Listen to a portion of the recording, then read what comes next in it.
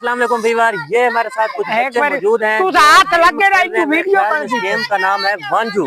तो इन बच्चों को मैं बुलाता हूँ, इनसे मैं पूछता हूँ कि ये कौन सी गेम है, इसका क्या तरीका कार है, इसमें कितने लोग शामिल होते हैं। यार एक बंदा मेरे पास है यार, मुझे इसकी डिटेल तो दें यार, ये कौन सी गेम है। अस्सलाम वालेकुम। ये वांजू है। वांजू, हाँ। अच्छा इसे यानी कि वर्जिश हो जाती है। अच्छा, यानी कि बच्चे खेलते हैं, खुश होते हैं। कितने चलो मैं आपकी ज़बान में बात करता हूँ, कितने लोग तकरीबन इहदे विच खेल सकते हैं? ये खेल सकते हैं, 5 ही खेल सकते हैं, 10 ही खेल सकते हैं, जोटा जोटा हो। ठीक है, घट तो घट कितने बंदे खेल सकते हैं? 10 बंदे खेल सकते हैं। 10 बंदे यानी ज्यादा यानी कि 8 ही खेल सकते हैं, 2 ही खेल सकते हैं। ठीक है, 10 ਇਹਦੇ ਵਿੱਚ ਕਰਨਾ ਕੀ ਹੈ?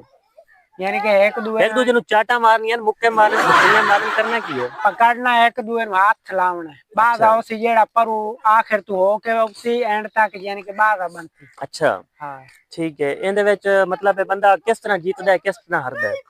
जिनके बाद ज्यादा होसन वो जीत हुए सी, जिनके बाद घाट होसन वो हार गई। ए हुन करेंदे खले ने की खले करेंदे एक खेल रहे हैं, वांजू खेल रहे हैं। नहीं है वांजू तो खेल भाई, ये ओदू टप्पे मरेंदा खले, इदू टप्पे मरेंदा खले, ए हाथ लगावना ना इनु।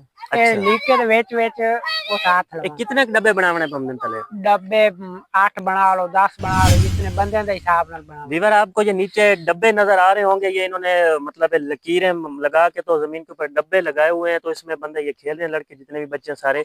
तो ये वांजू गेम है, तकरीबन मुझे याद नहीं कि मैंने कभी पहले किसी को खेलते हुए देखा हो। मेरे ख्याल में शायद मैं पहली बार देख रहा हूँ, तो इसलिए मैंने सोचा कि बच्चों से कोई मालूमात लूँ।